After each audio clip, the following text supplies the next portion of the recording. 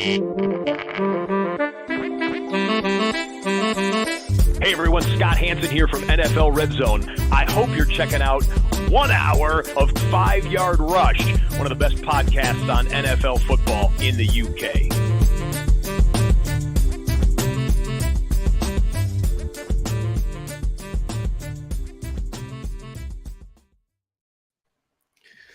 Hey, Rush Nation. Sorry, we're a little late. Justin and I got talking off air, and when you put the two of us together, we do catch up and we do talk. So I put a tweet out saying it'd be like, oh, he's only 5 minutes and it's been 20 minutes. So it's not Justin's late, it's me. We were talking, and apologies. There's no Dan tonight. Dan is just dealing with a few things. He'll hopefully be back next week. And Dan, we are going to miss you. But like I said, do have an amazing guest, very, very good friend of mine from the Score Fantasy Football Podcast, and obviously the Score's lead fantasy guy. It is my good friend Justin Boone from Canada, just to make sure we represent Canada to non-Americans on the podcast.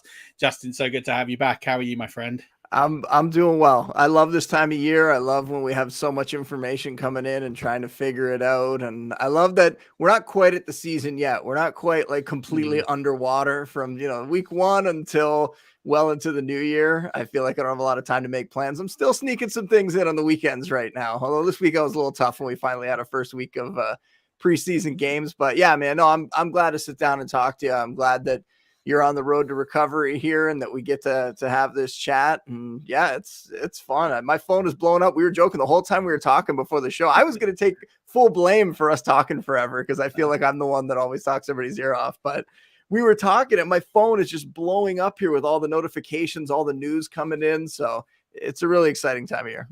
Well, we'll get to that in a minute because there's something I want to talk about, because I also love this time of year. The way I kind of liken this is to that sort of pre-Christmas kind of feeling. Everyone's in a good mood. It's right round the corner.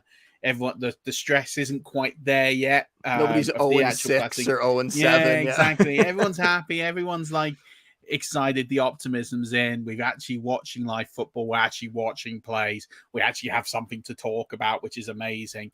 But before we get into that, just a little bit about you. It's been a while since you've been on. How are things going with the Score? I know the podcast is going from strength to strength. You've got amazing roster of guests on.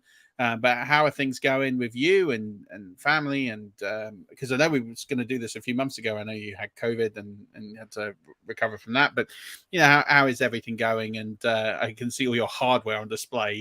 Did you add some more in the off season? Because it looks a lot bigger. A little bit.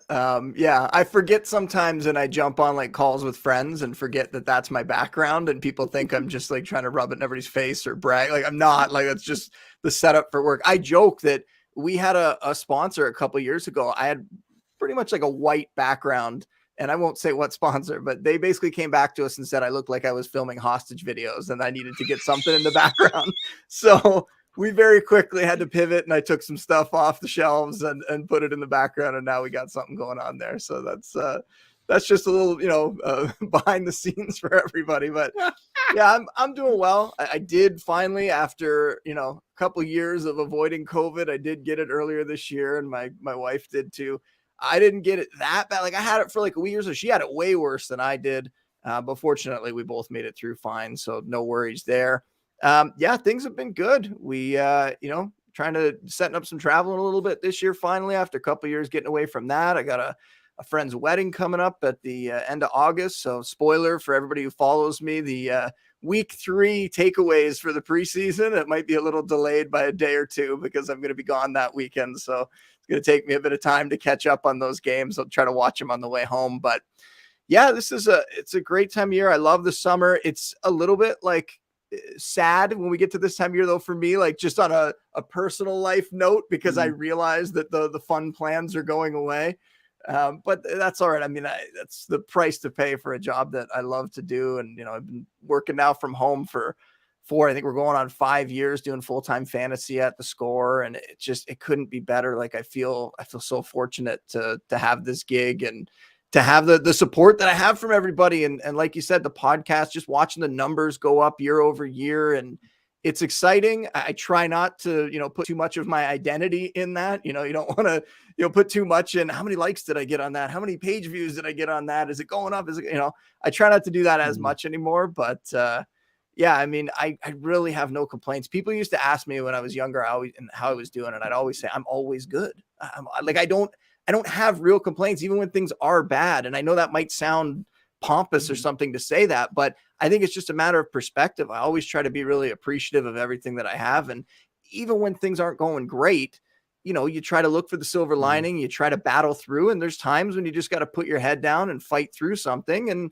that it sucks probably, but you come out the other side stronger. So I just try to, stay really appreciative of life and positive. And people who follow my podcast know I hate talking negative. I hate talking about busts and stuff. I write that article every year. I never want to do that to players. And most guys, there's always a range where you're going to be willing to take them. So yeah, they might be a bust at current ADP, but at some point I'll grab them in a draft. But yeah, I don't know. I'm rambling a little bit here, but for me, it's just, things are great. I really don't have a lot of complaints, and I am excited for the football season, even though it means that the personal life takes a bit of a hiatus for 4 or 5 months. Yeah, it does. And it's a massive toll on you and everyone that does this full time. One of our comments in, it's tough for Canadians. They live amongst the French and next to the Americans. So I am half French. Come on now. I speak French. I went, my really? parents. I didn't know you spoke French. Halfway through elementary school, we are going way off the rails here, but half the way through elementary school, my parents wanted to give me another challenge, and they dropped me from a full English school, not into French immersion, into a full French school. Wow. And I was not too pleased with my parents, because I felt like I went from one of the brighter students in my class to I felt like I knew nothing. I couldn't speak the same language everyone was speaking. I was like, why are they doing this to me? But at that age, I was in grade 4. At that age, you learn it so quick. It took me like a year, and I felt like I was caught up to everybody. And by grade 8, I was the president of my class, and it was great. It ended up being a net positive. And I went to an English high school, and from there on, I continued with the English. But I still have the French, and half my family. My mom's side's French; she speaks it. My sister also went to the French school, so she speaks it. And my dad's the only one that's kind of left out sometimes if we ever decide to go the French route in conversation. So if I ever get you and Mark from the French Fantasy Ballers on the same podcast and you guys talk French, then I'm going to. So I went on their show and we debated, should I do it in French or should we do it in English? And I thought, I don't know any of the football terms in French, right? It was going to be a disaster. I worked at a call center for a car company when I was in university, and it was Canada wide. So it was, you could have calls from Quebec, you could have calls from anywhere. It could be French, it could be English. And the hardest part of that job was I had no idea what any of the car parts were in French. When would I have learned that? Right. So I have to put people on hold and quickly look up, what's a carburetor? What's a transmission in French? Right. All these different things. So it was kind of the same. And in the end, Mark was nice enough that he did the interview in English. We talked French at the beginning for a little bit, and then we went English after that, which I think for the listeners was probably best, because my French, not as sharp as it used to be. And when it comes to football stuff, I would have been lost. Someone's asking, please tell me you had to wear a French sailor uniform. No, there was no French sailor uniform. I don't even know why I'm going to admit this, but I think my mom has a picture of me when I was a baby, when I had no say in it, where she put me in some sort of ridiculous costume like that. But since then, ever since I could, fight back, no chance. Right. So I know we're going to have to come up with some sort of fantasy bet where that photo has to come out somewhere, even if it's in our Dynasty, the Score Dynasty International League. And we keep it just to that league. Yeah, I have a few of those. I was talking the other day about how I won a league last year, and it was with a bunch of buddies, and I paid to get a cameo done by Gilbert Godfrey, R.I.P. Gilbert Godfrey, a couple months later passed away, and he roasted the entire league. And their response, it was the Fantasy Whisperers show that I was on. Yeah. And their response was, well, we got to put that video out. And I was like, there's no chance we can put that video out. That is a not suitable for work video. No. Oh, wow. It's amazing. We'll have to do something with that, with the score. The score in National Dynasty League, which I did end your season last season. I'm not going to brag about that much more, but I did feel my team fell apart down the stretch. I had a couple injuries, and that my team was kind of just hanging on by a thread. I didn't really have any depth. I just had a nice starting lineup, and somebody in the league had teased me about halfway through the season that I'd peaked too early because I was putting up 200 and something points every week. And sure enough, the injuries hit, and I didn't even make the playoffs in that league. Actually, I think I lost like 3 or 4 straight games at the end. And our division, we have it broken up as United States versus the rest of the world, the international group. And the international division, those teams are a lot stronger at the moment, I want to say. There's a couple good teams on the other side, but the international division is very, very tough to get through right now. Yeah, we definitely crushed it. That half of the division is definitely much tougher. And the boys from Brazil ended up taking home the title. I think they eliminated me at the semi-final stage. I blame the Front Yard Fantasy guys because Tara's in our league. She went on their show in the quarterfinals of the playoffs and then got eliminated. And then I went on their show at the semi-final stage and got eliminated. All right. So I'll make sure to never go on that show then. Good to know. Not during the playoffs. Not with that league. I'm just going to give you the heads up now. Anyway, we're here to talk about wide receivers. And before we get into just sort of talking about wide receivers we like at ADP ones, we don't like at ADP, some steals, some values there. The one thing I see every year now is now we've had a few rookies break out in the last few years, the Justin Jeffersons, the Jamar Chase.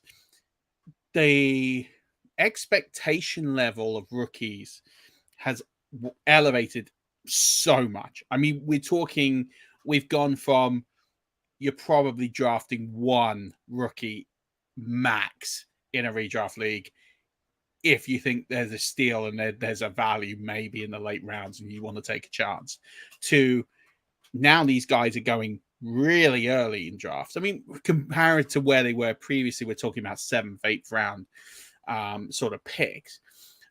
And then this thirst for camp noise. And it's about people trying to find not just a diamond in the rough, they're trying to find like gold dust in the rough. Yeah, exactly. This desire to find something that nobody's ever found. And we've got players that were taken in the 7th round of the NFL draft, but they're all of a sudden going to have a Hall of Fame career. What's your sort of take on this? I don't want to call it buzz because it's beyond buzz, but camp noise, camp myths, and how do you disseminate this whole what's possible and what is like what's news that is news, and then what is stuff that we should just chuck in the bin and just completely ignore when it comes to mostly wide receivers, because I feel like they get the most buzz, but just in general players in this off-season period. Like, what should we be focusing on when it comes to this sort of news? What's the stuff that's important and what's the stuff that we can just chuck in the bin and it's just noise and fade it out?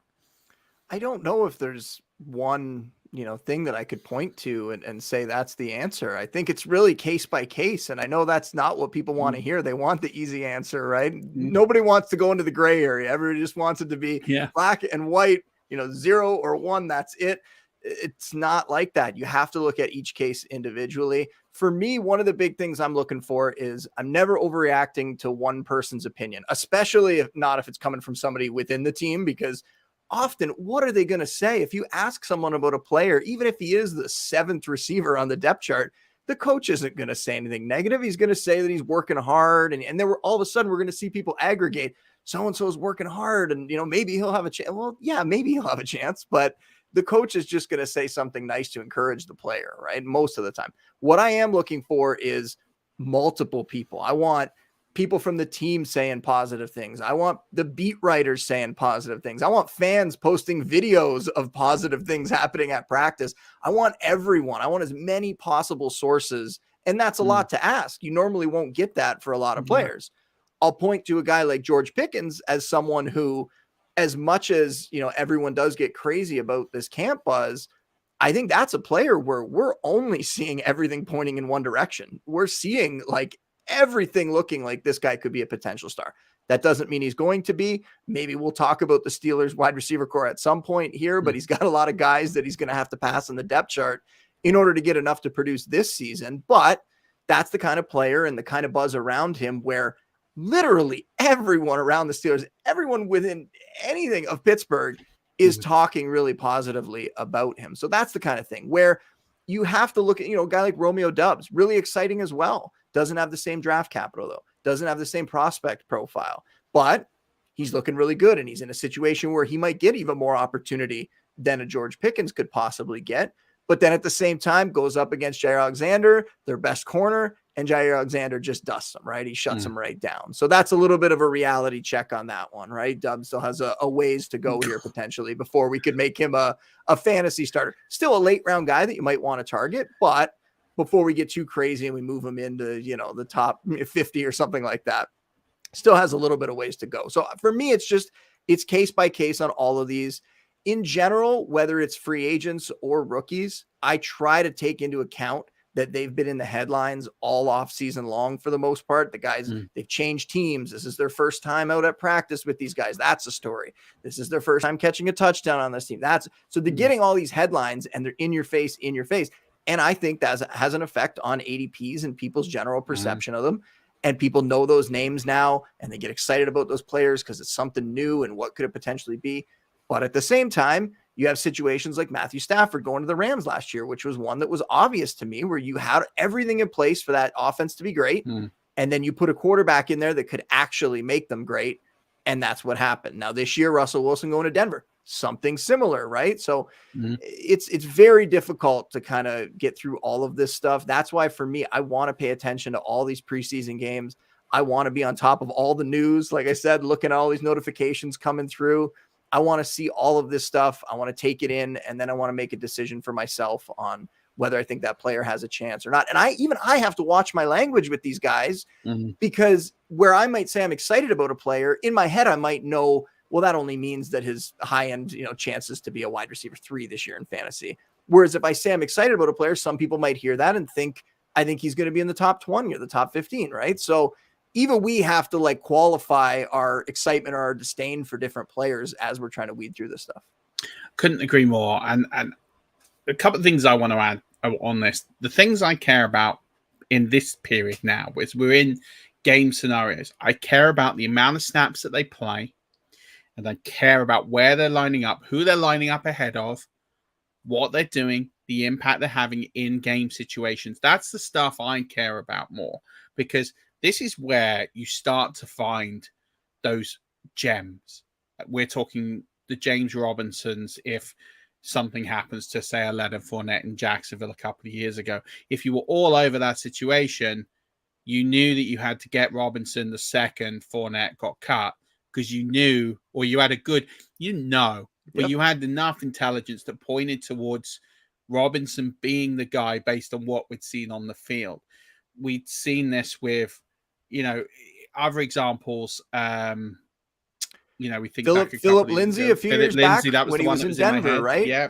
I have a dynasty league. I'm in the Fantasy Pros Dynasty League, and I feel like there's been every couple of years I've plucked that guy, especially at running back. I had Philip Lindsay when he had a couple 1,000-yard seasons with Denver. I got James Robinson, and I've gotten a couple good seasons out of him. If you stay on top of this stuff this time of year, it can make a huge difference on your teams. I mean, redraft, by the time most redraft leagues go at the end of August, you probably have a better idea with some of this stuff. So you might not get as many unless something pops up in the days just leading up to your draft. But especially with Dynasty, from mini camp time to now, trying to find that stuff and act on it and not be too scared to drop that guy that's been sitting on your roster for a while. And, that deep receiver, but maybe what if everything falls in place? It could happen for him.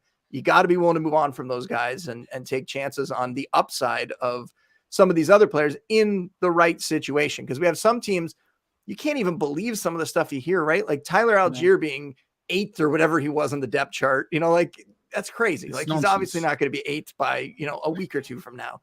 But some teams want to treat it that way, and they want to push these players to try to work their own way up the depth chart. But that's one way. You have other teams that are going to just react immediately and put the guy into the starting lineup, even if they're a rookie. So you got to know the differences between those teams, and it's tough. It's difficult even for us. There's just no easy answer. No, there isn't. And I think for me, what I like this time of year is those situations where we don't have a lot of clarity, especially on teams that aren't very good. And you're looking for those one or two fantasy players that could just break out, and I'm talking about the Chicago Bears, where there's no competition, really. You're talking about Cole Kmet, Darnell Mooney, and then you got Byron Pringle, Quinius St. Brown, the oldest running rookie backs. ever. I mean, they're gonna have to throw the running backs a bunch too, exactly right? that. So you want to look at that situation. Atlanta, Drake London, Kyle Pitts, Cordell Patterson. Who's lining up behind Patterson? Is it going to be Williams? We think it's going to be Williams. Is that the case? Is Patterson lining up outside? Does that mean Williams gets on the field more? Does Algier get on the field as a result of that situation? These are the kind of edges in those ambiguous. Listen, we know how the Bills are going to line up. We know how. But do we? Even they've changed offensive coordinators this year, right? So there could be little wrinkles that are different in that offense. There could be. But we have a good edge. Yeah, obviously you want to get the tight edges, but you know how the Rams, yes, there's been a little change. See how Allen Robinson fits in, but we kind of know the jigsaw piece. It's just about volume numbers and who's going to get what. Is Gabe Davis really going to be the thing that people kind of expect, and all those sorts of things? There's some question marks, but we kind of know the key players at least, and we just want to keep an eye on whether they're worth the values that they're at. But there's so many teams, like the Texans backfield, like that's a minefield. We think it's Marlon Mack, but actually we need to see that. And you get that information in the next couple of games. And these are the types of situations I think you can exploit if you're in drafts now or you're in drafts in the next couple of weeks, because the ADP won't catch up in time. It will be too late by preseason game 3 to when you draft. The ADP won't catch up. So the ADP will have Mack as the starter. And people who haven't watched the preseason games will think Mack is the starter, but maybe Mack isn't the starter. Maybe it's Dara Gumbawale. Maybe it's Damien Pierce. Like we don't know yet, and like that's the kind of stuff I think you can make those late round gambles on that could pay off. San Francisco, Trey Sermon, could he get that job? Like there's so many things that I think this is where I love this type of season, because the ones that are dialed on and switched on will take a couple of calculated risks that could really hit back, and they might not, but they're willing to take the tiniest risk for the biggest reward. And that's what it's all about. It's just putting yourself in the best possible positions. Not every one of these players that you pick up is going to hit, but you're just trying to put yourself in position to grab a couple of these guys and hope that you got the Phillip Lindsay or the James Robinson or whoever it may be that kind of comes out of nowhere and ends up being an actual difference maker that season. It's just trying to put yourself in good spots. And that's what we're here to kind of help with. That's what we try to help everybody do.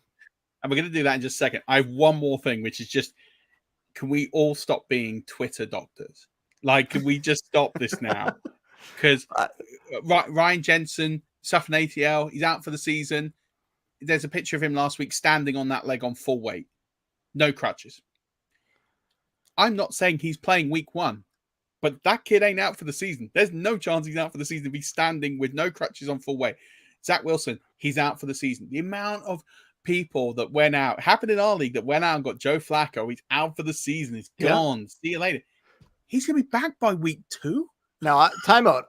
I went out and got Joe Flacco in that league. Oh yeah, you did. I don't have a second great quarterback in that league, so I need the help at quarterback, even if I can get a game or two.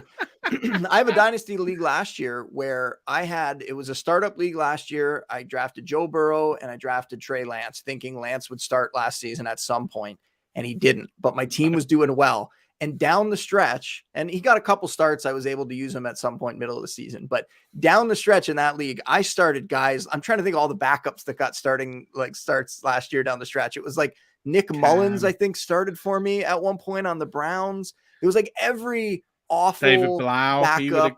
Yeah, I think I picked up Geno Smith and got 4 starts out of Geno Smith, and I won the title by doing that. So I'm hoping that in our league I can pull off something similar or get lucky and find a quarterback that steps up and actually does okay. But I know what you're saying. The thing is, I think there are, like anything, we were talking before the show, one of my pet peeves is always, people that aren't good at their jobs, people who don't, take a lot of pride in their work. I'm not saying that's the case with a lot of the medical analysts.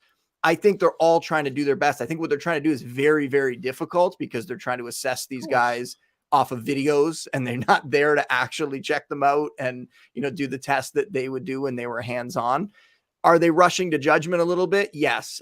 But we see a lot of that in the fantasy industry, not just with the injury analysts, with everybody that wants to throw out hot takes and stuff like that. Right. And that's why if anything, I think sometimes I probably go the other way with it, where I'm bad for just saying like all the different possible outcomes. I'll tell you what I think is going to happen, but then I'm also going to lay out the different things that I see happening and the different potential outcomes that could come down, because we don't know for sure, right? It is all a game of probabilities. So I think there are some, like anything, you could look at the different injury analysts, and I think there's some who are better than others, and there's some that are a little more guarded in their responses and their analysis, and there's some that want to try to be the first one and get it right.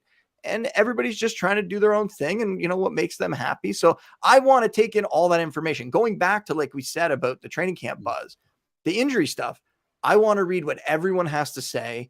I have a feeling who I know is, a little bit more accurate over the years at doing this. So I'll put their opinions a little bit higher, but still, I want to see what everyone has to say and figure out if I can find a consensus, or if I can put that together with what I know from years of doing fantasy and following the NFL, and try to figure out if I can come up with what I think is going to happen, or the stronger potential outcome there. So I think there's value in it. I just think it can be really dangerous when you're out there saying that guys are out for the season. And Zach Wilson, I don't think we're 100% for sure yet. They're going to do the surgery. They're going to open him up, and then they'll know exactly what his timeline is going to be at that point. But they are hopeful that it's going to be on the shorter side of things, 2 to 4 weeks, and that he'll be back.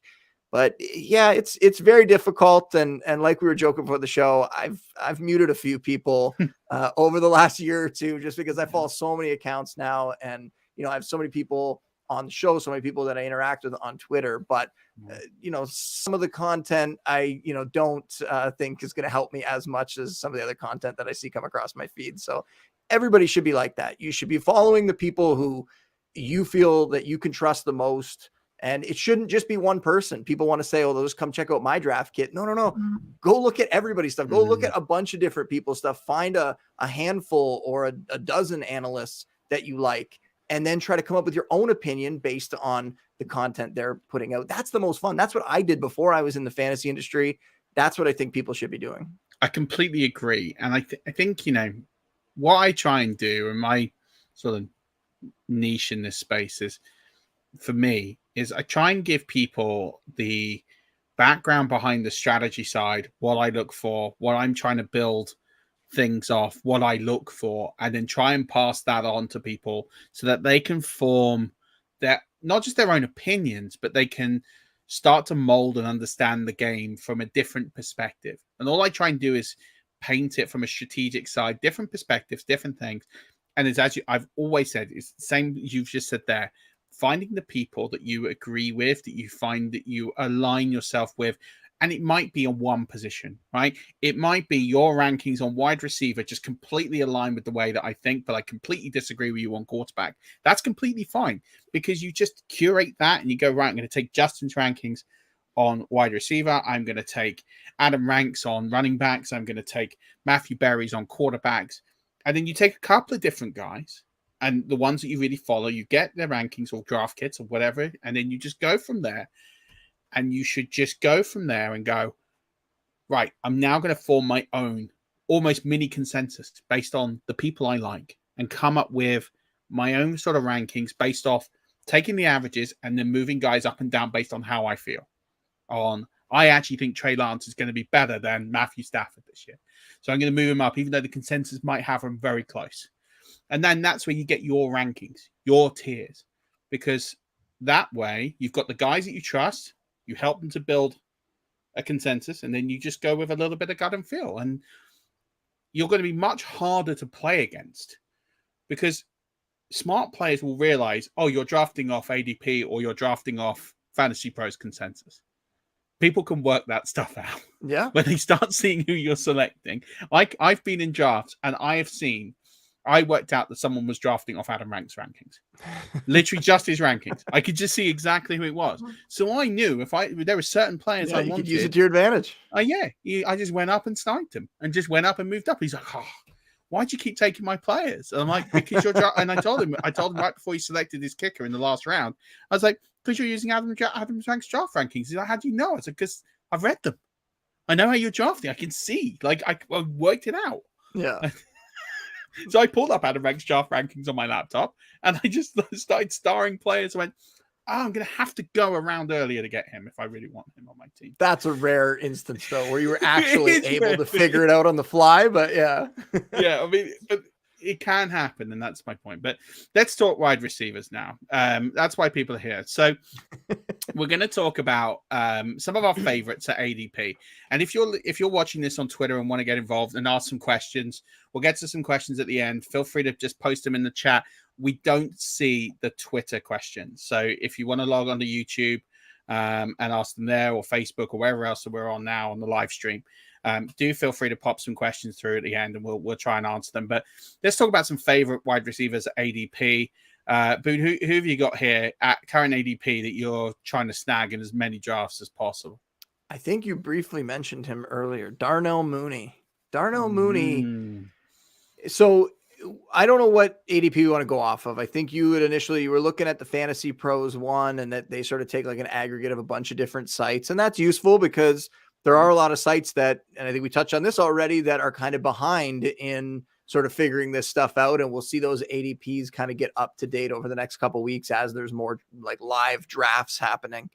But if you look at the Fantasy Pros ADP, he's wide receiver 29. He's going at pick 71.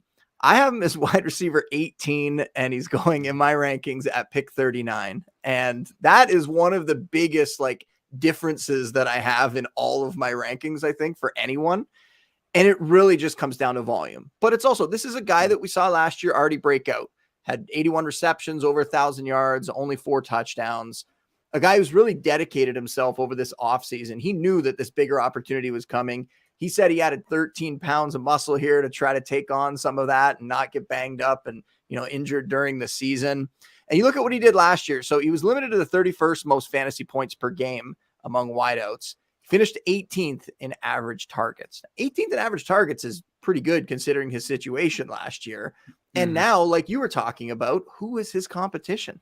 Cole Kmet will be there. I like Cole Kmet as a low end. Maybe if he gets lucky and gets all the way up into the mid-range tight end one, like he could have a pretty good year based on the volume as well.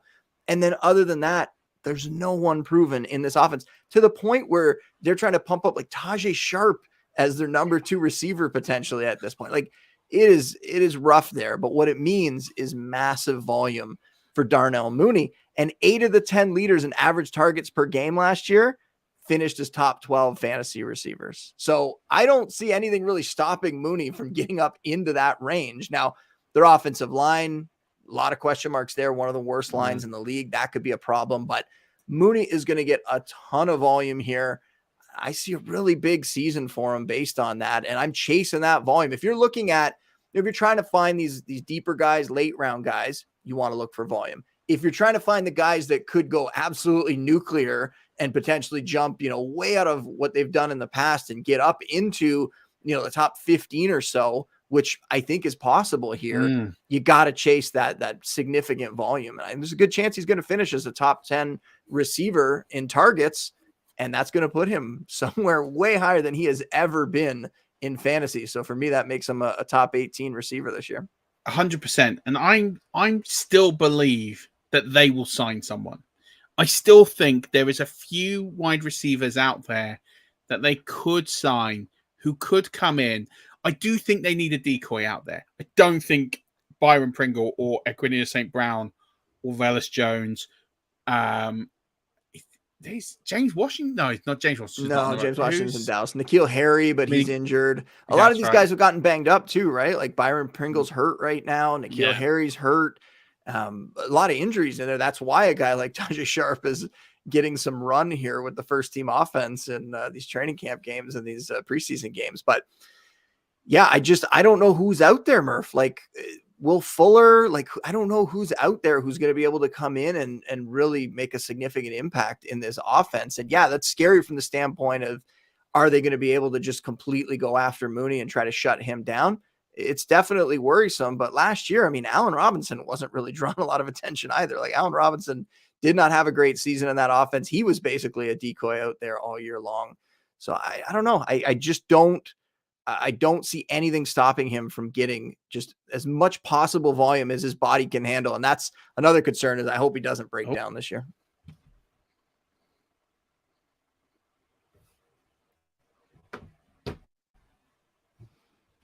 Did we lose you, Murph? Sorry, Boone, my internet crashed there. All good. Are we still going strong? Sorry, yeah. Sorry, guys. Internet just sort of blew up there a little bit there. Heat wave. It's obviously affecting. Yeah, no. So I heard, and obviously the recording might cut out there. So it was we talk about there's not many free agent guys out there. You mentioned Will Fuller, and then obviously Cole Beasley. There's a few guys out there potentially. And no one's really been linked to them is also kind of the interesting fact. None of the guys out there have really been linked to them. And I wonder if this really comes down to just that front office wanting to, like, going into this season, knowing they're probably going to have a bad year and they're going to kind of rebuild with the players they want next season. And they're really not doing much. They didn't do that much to address the offensive line, a couple pickups, but not a ton. They didn't do much to address the receiving core. Like, you start to wonder if, how committed they are to winning this season, which is odd considering they have so much young talent on their offense. Yeah, absolutely. I do think you're going to get players that will play for just above the league minimum. And you might get an agent call them and say, hey, I can Adam Humphries sort of player who, a couple of years ago, a few years ago at Tampa in that slot role, was very useful. I think they could just do with a guy like that, model professional.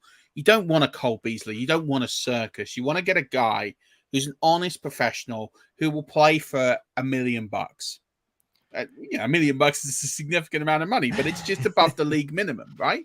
And I think that's where they're going to get someone. They're going to get someone who's willing to play for that $1 million with incentives to say, hey, you need someone. We got a guy who just wants to play.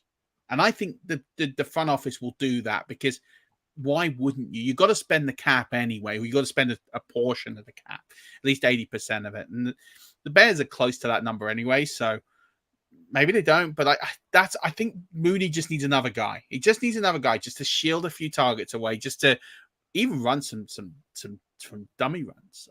They certainly need it. I'm also hopeful that the new coaching staff is going to be a pretty significant upgrade. I talked about Allen Robinson's struggles. I mean, some of the stories that have come out, over the last year about what that Matt Nagy coaching staff was like, you think anything would be an upgrade at this point. So that's also pretty good for Mooney, where he's talking about how they're moving around the formation and they're trying to find ways to get him open. What a novel concept. I know. I'm going to move on to one of my favorite guys. I talked about him on your show last year. Deontay Johnson for me. I know there's the contract stuff. I know that there's this and that stuff will get sorted. I've got no doubt in my mind. We're seeing these wide receivers getting paid. Deontay wants his. He's earned his. It will happen. I'm not. He got the contract. They gave him a small contract. They gave him a 2-year deal, I believe. Yeah. Oh, well, there you go. So I know I know that he got fined and there was a few little things that they're sort of ironing out. But yeah, it does look like that. Those things always resolve themselves. I'm never worried about that sort of thing. But we're talking about a guy who in PPR was the wide receiver 8 last year. He was 1 yard, 0.1 of a point behind Stephon Diggs and the wide receiver 7 after 17 games. You're talking about a player who is seeing, whether you want to believe this or not, he's seeing an upgrade at quarterback, whether it's Trubisky. We're seeing a guy who can throw the ball, who is going to be better than what Ben Roethlisberger put together. I know Ben Roethlisberger's experience, he's probably going to go in the Hall of Fame, but we know last season he was pretty much cooked. He was at the end of his career. That throwing arm and elbow were not quite there. I just think the battle's going to be on who's going to get those other spots. And again, I like wide receiver cores where they're going to be high volume, but you're also going to get players who are talent. And I think George Pickens is going to work his way into this rotation. There's definitely a spot at that 3 spot. That's definitely not nailed down for anyone. Claypool, it's a big year for Claypool because, Claypool is coming off that end of season run where his professionalism was questioned, the way that, he cost his team a game through a lack of maturity, his work ethics being questioned. There's not been the best noises in terms of him as a professional. And these things happen, right? And he's a young man. He's got plenty of time to figure this out. I'm not right now. I'm not writing off Chase Claypool, but you have got vacated targets on that team. Juju Smith-Schuster's gone. They will play a lot of 3 wide. I think you're going to get Pickens in there. I think Pickens is going to be good. I don't want to say he's going to be fantasy relevant the first half of the season, but I do think at some point he's going to be worthy of that waiver wire pickup, because I don't think he's going to get drafted in many leagues. But he's someone you definitely think he will after this preseason. I think he's going to have to. Yeah, maybe he sneaks I up. think if he continues what he did in that first preseason game, if this keeps up, I think he's probably going to. People are going to start to realize from those highlights. On top of the fact that, I mean, they've already started making his gold jacket for the Hall of Fame. Like Pickens, lock it down, Hall of Famer. That's true. And to be honest, as you say, he's got the opportunity. You got Claypool, big question mark. But going back to Deontay Johnson here, we know Deontay Johnson is the guy who's going to cement all of this volume. We know he's going to get a hugely significant amount of volume this season. We know his role. We know it's defined. He's got an upgraded quarterback who's going to be more accurate, who's going to be better. You've got a great run game. You've got a good offensive line. You've all the pieces there of a player who, we're talking about is, again, I said this, wide receiver 8 last season. He's going off the board at wide receiver 17 in PPR leagues. It's mind-boggling how we've got a player who finishes the wide receiver 8, is in a better situation with a better quarterback, and he's dropped 9 spots. I think people are going to disagree because I'm one of them, Murph. Yeah. I have him at wide receiver 21 right now. I have him even lower. Yeah, but you didn't like him last season. It's true. But I think some of the things you're saying, I could paint the complete opposite picture. I mean, I get that the guys that have come in have better arms in terms of strength. They could push the ball downfield, and they're probably more willing to push the ball downfield because they trust their arms a little more in terms of strength. And we're seeing it. Even some of the reports out of practice are saying that they're willing to take more chances, and that's helped a guy like George Pickens. But in terms of what Ben did, pre-snap, the type of quarterback, the decision-making, you can't tell me that that's going to get any better here. And you can't tell me that the fact that a Trubisky is willing to take chances downfield more and Pickett as well, the fact that Pickett potentially could run a little more, Ben, definitely not something that was in Ben's repertoire late in his career. Those are all things that I think could take away from Johnson, on top of the fact that Chase Claypool, complete in the doghouse last year. You mentioned it, all the different weird things that were going on with him. I don't know what that was all about. He could potentially come back, and from what we're hearing, and he's getting Brandon Marshall to mentor him and all this stuff, maybe he comes back and he's, reinvigorated. He kickstarts his career because the potential for him is still there. George Pickens, whether you think he's going to be a Hall of Famer, whether you think, he's just going to be a good player, we both agree he's going to step in and take away some looks better than whatever James Washington was giving them in that number 3 role. They also have Pat Freiermuth, that tight end, who had a really good rookie season for a tight end. Figure he continues his development. Najee Harris definitely can catch a lot of passes out of the backfield. I don't think he's going to get as much with the new quarterbacks as he did with Ben, throwing all the dump offs to him. So I think there's a lot of things that you could look at kind of going either way. For me, it really boils down to the fact that I don't know that these quarterbacks are going to have the same connection with Deontay Johnson, also in part because of the contracting, and he wasn't there for a lot of practices, and because he's dealing with a hip flexor right now. So he's also missed time because of that. So he's not getting the same practice time as a guy like George Pickens is out there. I think I saw when we were talking that Chase Claypool is back at practice today. So we'll keep an eye on the injury, but I think the situation has changed. I don't think it's better for Johnson this year. So for me, I actually look at him as someone that I'm not really drafting that often. And I'm taking someone like Mooney over him because as much as Johnson was getting so much volume before, I'm not sure those guys haven't flipped in terms of the kind of volume they're going to get this year. Yeah, I think his volume is pretty locked. 169 targets last year. I can't see there being much regression there. And the thing I see 169 targets is a lot of targets, Murph. I don't have the list in front of me, but you think he's going to be right back up? Like that must have put him, I don't have it in front of me, I could look it up, but that must have put him right in the top 5, top 10 in terms of targets? That put him second. There you go. Second in targets. That's a lot of targets for him to get. I think he could be down maybe in the 130, 140 range this year with some of those other talents they have there. Yeah, but he's second in targets. There's a lot of guys behind him who would have probably finished higher if they played a full quarter of games. I mean, I know Deontay Johnson missed one. I think you look at 169 targets. I think I don't see it dropping below 160 because there is so many vacated targets. Washington's not going to get in the picture. You're looking at Juju Smith-Schuster leaving. And then the other thing is, on top of those 169 targets, only 63% of those passes were completed to him. It was quite a significantly low number, and that's because a lot of the time the ball wasn't getting there. It was now he's going to have another problem. Trubisky's going to be sailing it over his head. And that could happen, right? But I get what you're saying. I think there's been a lot of uncertainty, but he's in a tried and tested system where we know there is a significant wide receiver. He's got the same situation. We're in a situation now with that team where we know what they look like. Don't think Najee Harris is going to be run off the rails as much as he was last season. I mean, Najee Harris in the first half of last season was on record pace for the amount of touches a running back was going to get in a season. Like, he was going to threaten that record. They tailed it off towards the end when, they realized they were going to run the wheels off the bloke. And I think that's the difference I see in someone like Deontay Johnson is, I get it. 169 targets is a lot. Second highest in the NFL last season amongst wide receivers.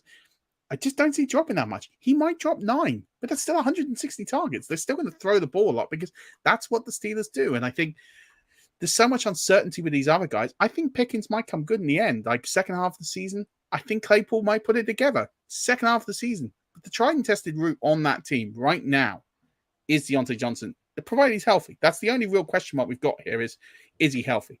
But we know that first half of the season, he's going to get a ton of the ball because he's the only guy, really, that has done it in that role significantly and consistently. And that's I hope you're right. Talent-wise, I'm definitely rooting for him.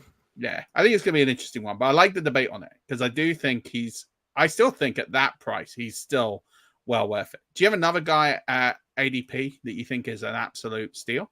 The other one at ADP for me, and you might hate me because I think you wanted to talk about these guys later on for one of the other questions, but Rashod Bateman is the other one. Yeah. I just was looking at guys that sort of are the most significant difference for me in terms of where I have them ranked versus where their ADPs are and where they're going. So for Bateman, what do we say for Fantasy Pros? He is wide receiver 38, pick 92. That is way behind. That is going to have to update. Like, if you look at Underdog right now, he's going, and it's best ball, a little different, but I think those ADPs are a little more up to date with where things are going to be. He's wide receiver 26, and he's going at pick 54 there. For me, I have him at wide receiver 24 and pick 46 overall. He was a guy that I was already into even before they traded away Marquise Brown, based on what he did last season, to come in after being hurt at the beginning of the year, having this really odd rookie season where he's injured and then he comes in and then Lamar is not there down the stretch, and still for him to put up pretty good stats and show that he really flashed some number one attributes there. Like, you look at what he did, top 50 yards in 3 of his first 4 outings, like to come in and do that in this Ravens offense. That's something to be said for that. Had that big 7-catch, 103-yard game against the Browns and had a 21% target share when he was on the field. So that's pretty good for a guy that was kind of written off a little bit as the year went along. And you figure in that Ravens attack and with the injuries at the beginning of the season, and Lamar not there, that he's really not going to be able to do that much.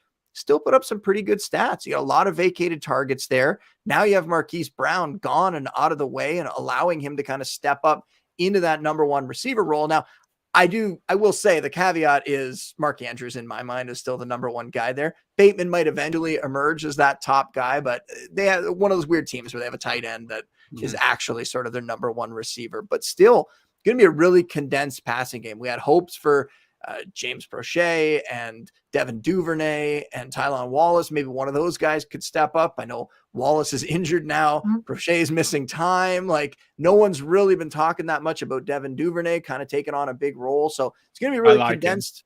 I like him too, but I like Prochet. Actually, I thought that initially we did get some reports that he was going to be able to do something, but right now I think it's going to be a really condensed target share there, where you're going to just have your target tree where you're just going to have Andrews and Bateman getting a lot of work. And from what we're hearing out of practice, Bateman is looking like the real deal. Has a profile of a guy that is going to be a number one in the NFL, his prospect profile coming out. So someone that I'm really excited about, and someone else that I'm taking a bit of a leap on this one because we haven't seen him do it yet, but he's stepping into a role where they need him to be the number one, where the glimpses we've seen so far is that he's capable of stepping up and being a number one. And Lamar hopefully will stay healthy this year, and that offense will be able to hit their stride. Completely agree. And the two guys I had that I put to massively outperform ADP were Darnell Mooney and Rashod Bateman. And I'm with you on Rashod Bateman. One of the things that we haven't covered here about Bateman is just on what he did last year, massive positive touchdown regression candidate. You know, he scored 1 touchdown last year off 515 yards off 67 targets, 46 receptions. You know, he underperformed by close to 3 touchdowns just on the volume.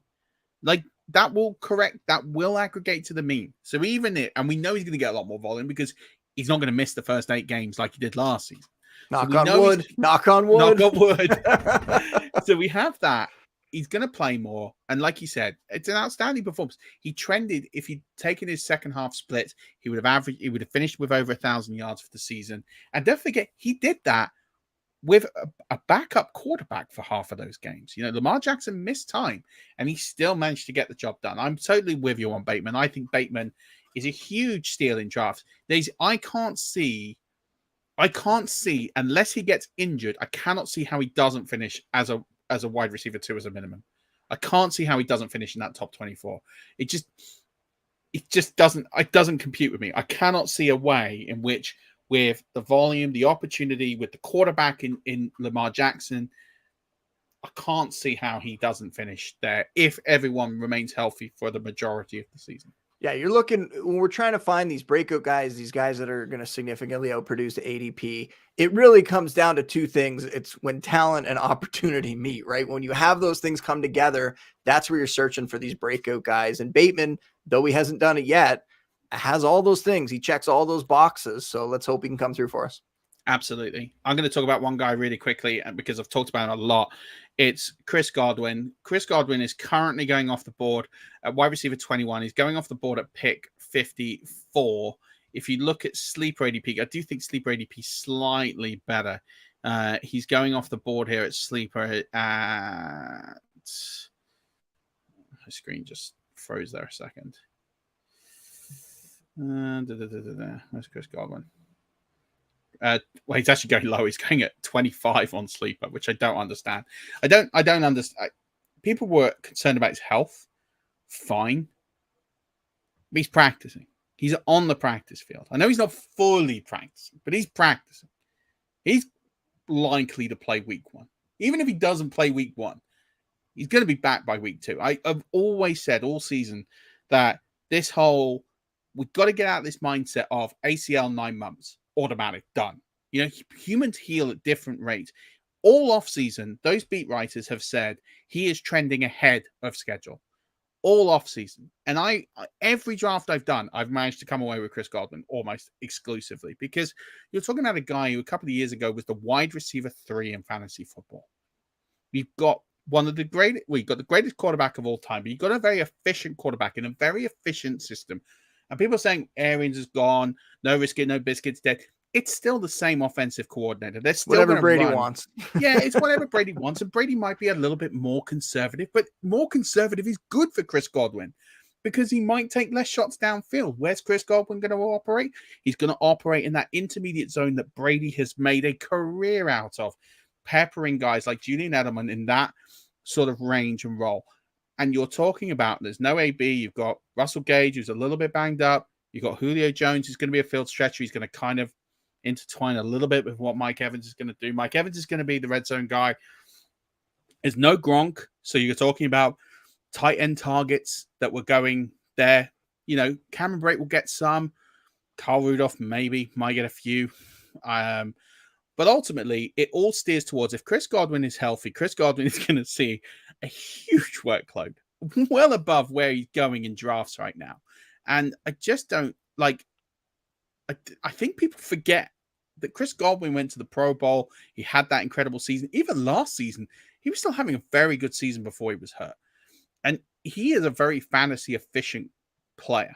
Like, he might not have those huge 30, 40 point weeks that the Jamar Chases and the Justin Jeffersons and the Cooper Kupps are going to have, but he's going to put up a lot of those sort of 19 to 23 point weeks in PPR because he's going to get peppered. He's going to get those targets. He's in the right range. And if he's healthy, he's on the field. There's no doubt for me he will finish as the top 15 wide receiver this year. Yeah, I love Godwin. I think you know that. I've been a huge Godwin fan. I took him in our international dynasty league together. Um, I'm still a little bit concerned about the early season production, but I think you don't draft Godwin for that. I think the No, Bucks would be silly to put him out there week 1 and give him anything close to regular snaps. I no. don't care how healthy he is. Give him some time. Make sure that he Yeah. has all the chance of the world to be 100% healthy and be ready to go for later in the season when they need him, right? That should be their mindset. And that's what we got to kind of factor that in fantasy wise. So I'm a little concerned that people that draft him, they just have to go in knowing that I don't think you're going to get regular Chris Godwin stats for maybe even the first month, because while guys come back, it's also how much does their production suffer in that first year back from the ACL tear, or when they first come back from the ACL tear. All that sort of stuff factors in. So I think that first month, as long as you know, you got to probably get by maybe with him giving you, half or 70% of what he normally would give you. If you're okay with that, and I am in that sort of range where you can get him in the 6th round or so, I'll start to take shots on him. There's sort of a tier receiver that once they go by, I'm willing to grab someone like Godwin, because I figure in the second half of the year, he's going to have that extreme high end upside. So I'm with you that I really like him still. He would need to maybe fall a little bit in drafts for me to take him. I wouldn't pay up for the wide receiver 21 price, but still somebody that I'm more than willing to have on my teams this year. And because I'm looking to compete for a title. And I think when the fantasy playoffs come around, Chris Godwin is going to be a top 10, top 15 receiver again. And you're going to be glad that you have him on your team. Yeah. And I think preseason is going to be important. I think if you see him There's no play, way. no, There's no way. It'd be insane for them to put him out there in the preseason. No, like, there's I no mean, possible way. I think you'll see him play a little bit, not much, but I think you'll see him shocked. play a little bit in preseason game 3. I'm of the Sean McVay, rest all my starters all preseason long. I am of that mindset. Like, do not put them in harm's way. Get them out there in practice and let's see what they can do and get them ready. But I do think it's the sort of thing that I can see this coaching staff do. Todd Bowles has something to prove. I think he's going to want to win that final preseason game, go in with a win. I think he's going to want to see what he can do to make that decision for week 1. Now, I'm not saying he might play a series. He might play 1 series. That's it. He might play 3 snaps. He might play 5 snaps. I don't know. But I think you might see him potentially this offseason. And then I think you're right. I think he will ease in slowly. I don't think he's going to be significantly a play week 1, maybe week 2. But I think by week 3, I think you'll be getting a significant volume out of him, because I think the Buccaneers, it's important for them to get this start. This is an all-in roster. This is next year. This roster's awful. Like this is a title year, which means you can't afford to give up that many games. And I think they do take risks this year. So I don't know. We'll see what happens. But let's talk about some players who we really don't like at their ADP. Okay. And I know you don't like this bit. I'm just saying you don't like at their ADP. I'm not saying you dislike the player. I just think that their current ADP, you're going to pass them all day long because there's better value on the board. Well, one of them for me was Deontay Johnson, who I have not ended up with on many teams. But the other guy is Amari Cooper. And really, I just don't want him on my team this year. And I like I said off the top, like, there's a situation where almost any guy out there, you're willing at some point, they fall a couple rounds and you go, all right, I'll take a shot on him this year. I just don't want to do it with Cooper. And you look at like the Fantasy Pros, the aggregate ADP there, wide receiver 22, pick 58, like insanity. I have him as wide receiver 35 in my rankings. Underdog ADP is wide receiver 34. Really polarizing player for a long time when you think about what he's done. He's had these massive spike weeks and sometimes just like completely falls off the map, which is fine for fantasy. Maybe not what you want out of your number 1 receiver, that he's going to give you some games where he was putting up under 20 yards, but he's been kind of that guy that some people are really hot on or really cold on. And I understand that. That's fine.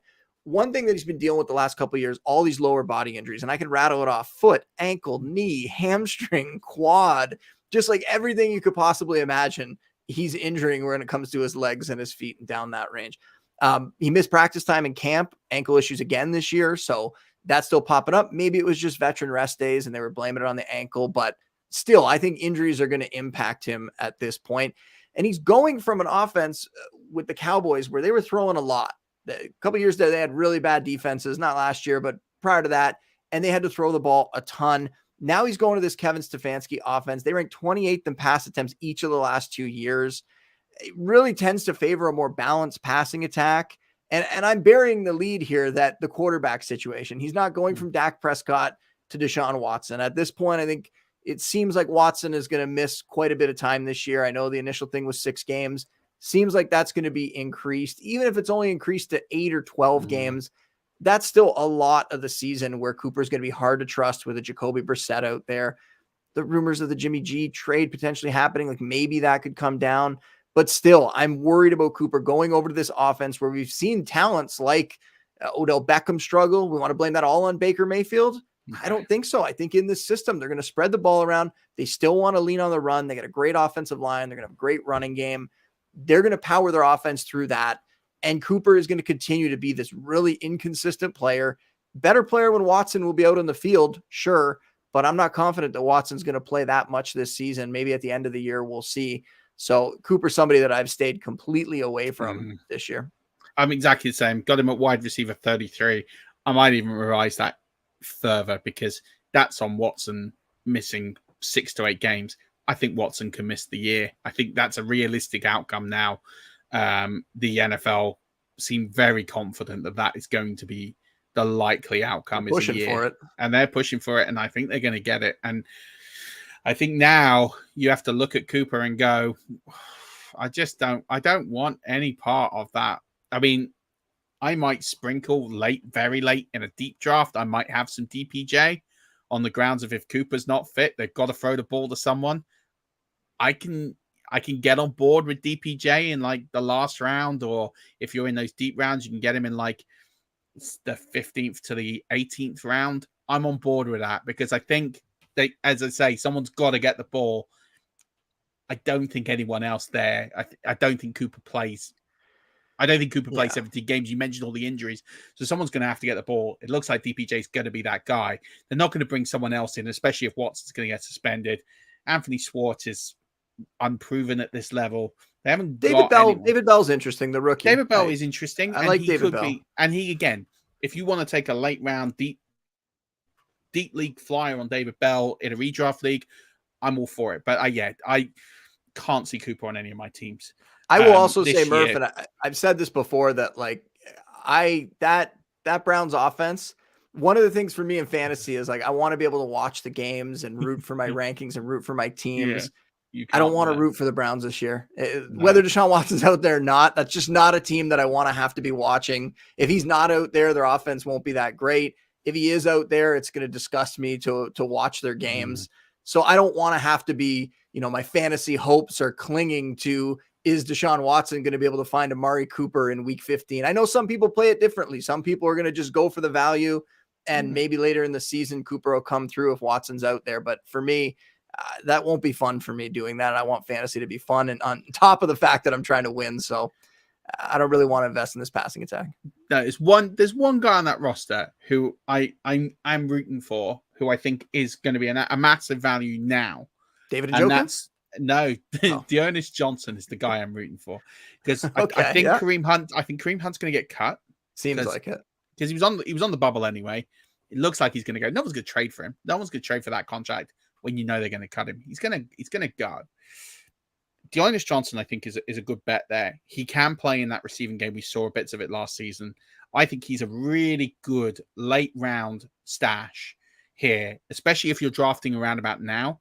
I really like Dearness Johnson, and he's someone I could get on board and watch because he's not much part of that passing attack. He's probably the only Brown this season, maybe outside of DPJ, who I can watch with some confidence and go, I'm quite happy to see them succeed. One of the guys who I'm fading massively, and again, this isn't talent. He's a fantastic player. It's ADP, and it's T. Higgins. We're talking about he's going at wide receiver 12. He's going at pick 31. This is no smirch on his talent. I think T. Higgins is the safest wide receiver 2 that you can draft. I think he is a very, very safe player who's going to finish somewhere between wide receiver 15 and wide receiver 20. He's going to finish very comfortably with a lot of very good wide receiver 2, some wide receiver 1 finishes, but mostly he's going to be those wide receiver 2, wide receiver 3 finishes. And he's going to be a very consistent player. Nothing bad to say about that. I don't get the upside. I don't see it. And if someone wants to come out there and explain to me where T. Higgins is going to have these big weeks, where he is going to finish with multiple wide receiver 1 weeks outside of a Jamar Chase injury,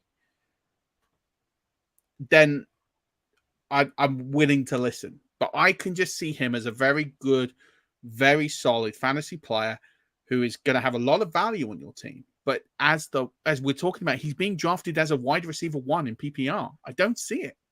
You of all people should know that there could be 2 wide receiver 1s on the same team. Mike Evans and Chris Godwin, right? I don't doubt that.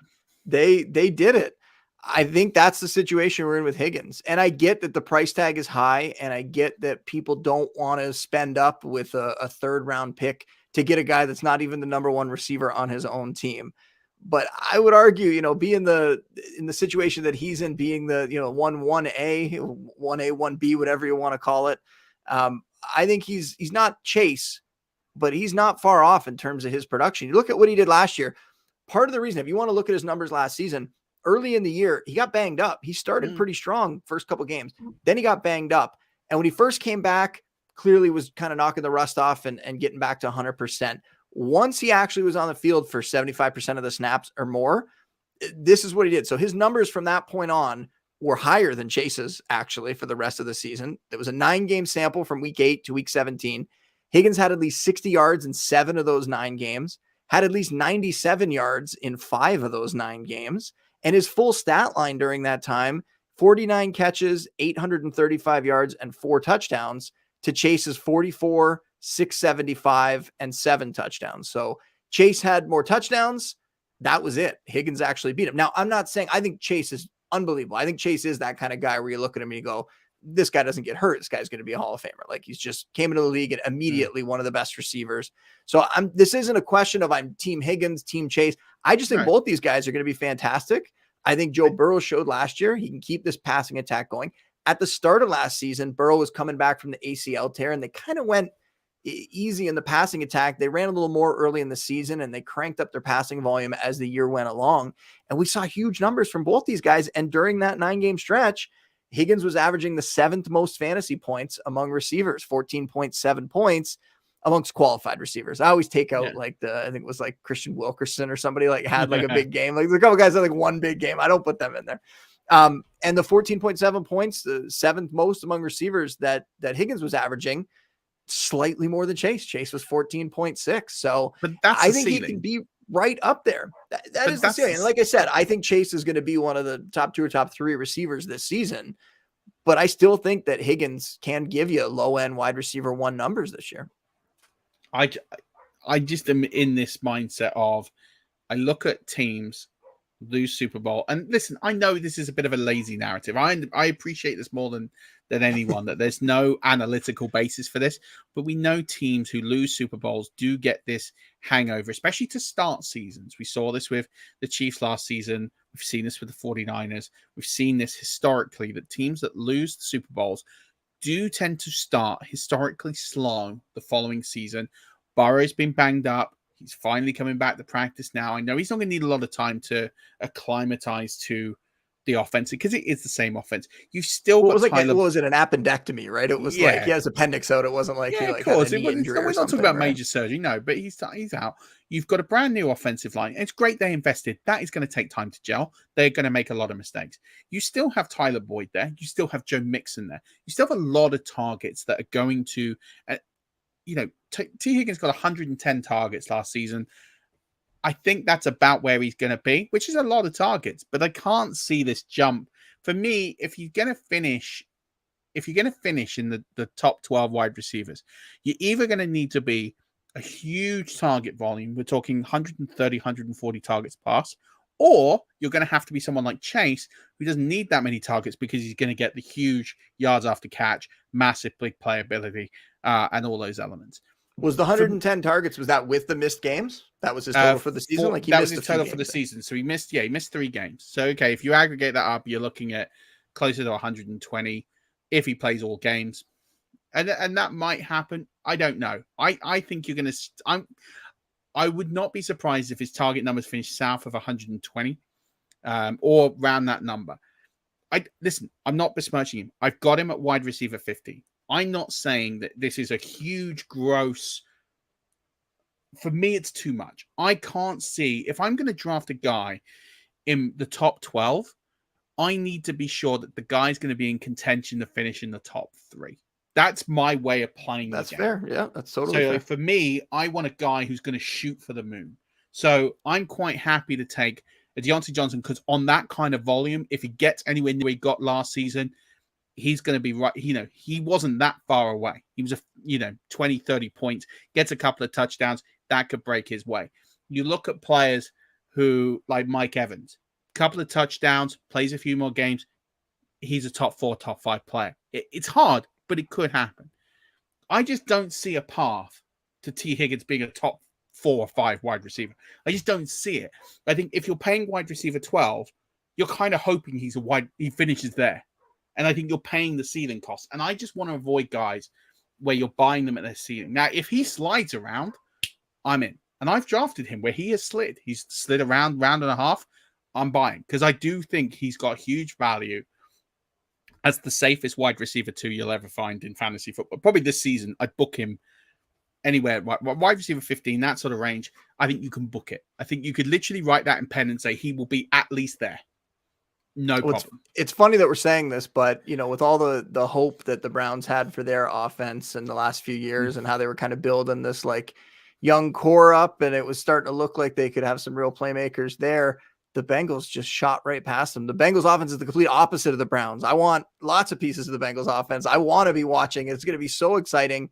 And I wonder if they're going to avoid the Super Bowl hangover because they brought in some of those new pieces on the offensive line.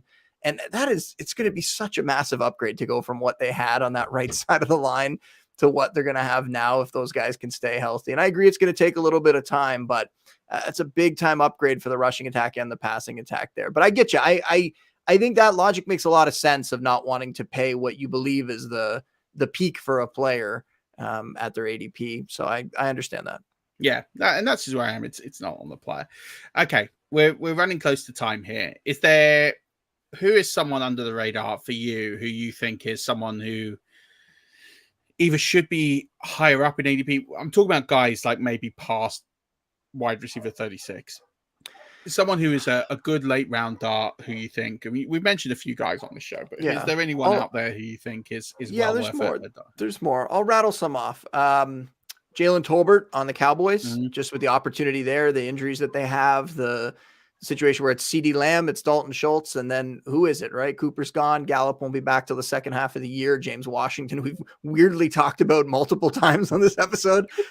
James Washington is out for a couple months here. So the rookie Tolbert, third rounder, he's going to have a shot. I kind of profiled him to like a Jeremy Maclin type when he was coming out, like a guy who could stretch the field, kind of a vertical player, but also could kind of develop underneath as well. So I like him in that offense, and I think he could get some real opportunity early in the season. KJ Osborne, I really like. We saw Adam Thielen go down last year in the last 6 games after Thielen went down.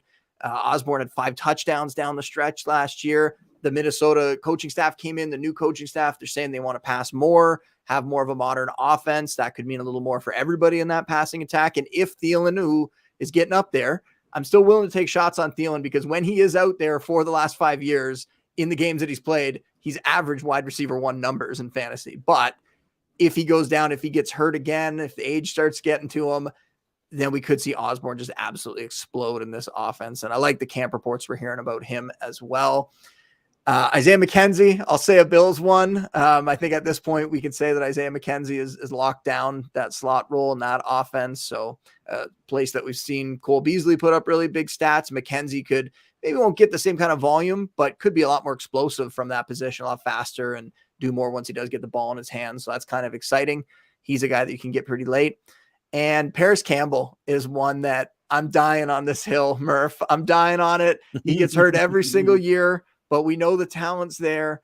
And this year he's back out there. Now he's got Matt Ryan, some, chemistry with Matt Ryan.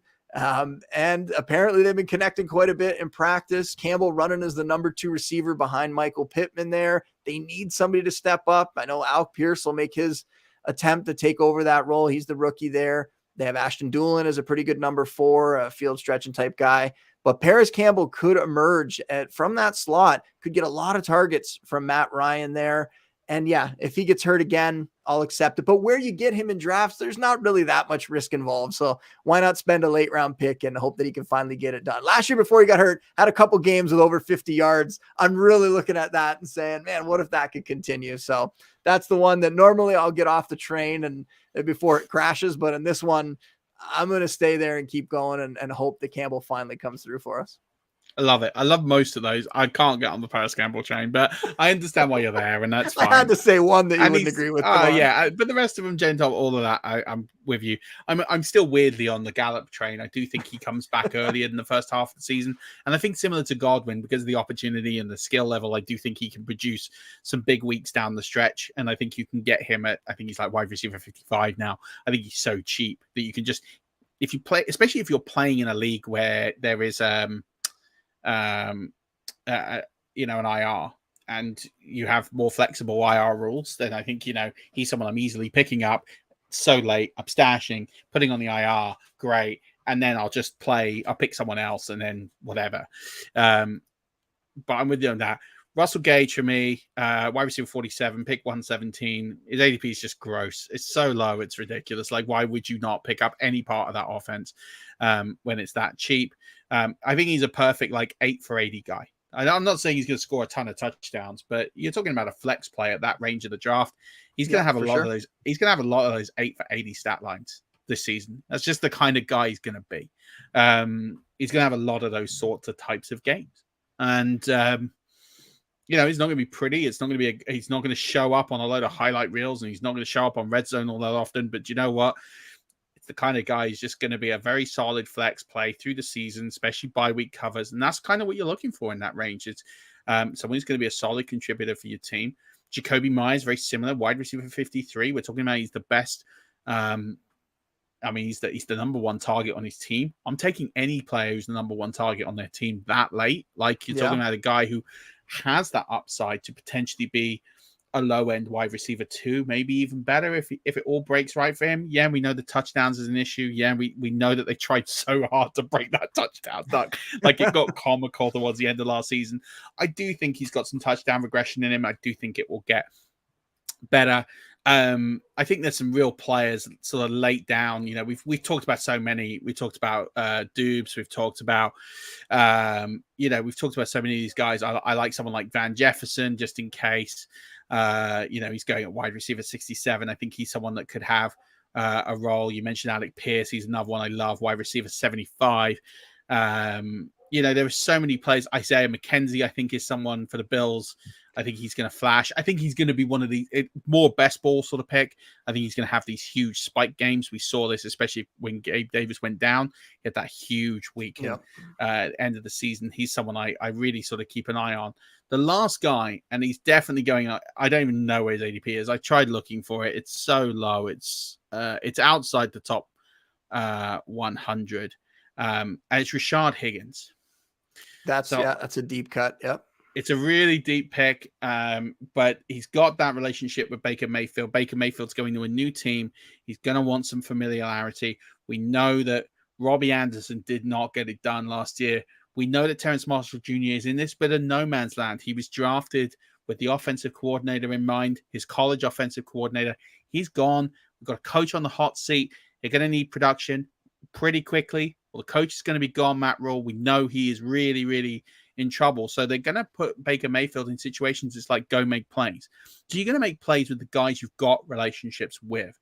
And I just think Rashod Higgins is going to find a good and I'm not saying he's going to be a wide receiver 1 here. So, yeah. But you're talking about a guy who's absolutely, but he's definitely someone who's going to have flex play ability very early in the season, because whilst he's getting acclimatized to that situation, he's going to target the guy he knows. We've got no tight end there to worry about. You've got Christian McCaffrey. You've got DJ Moore.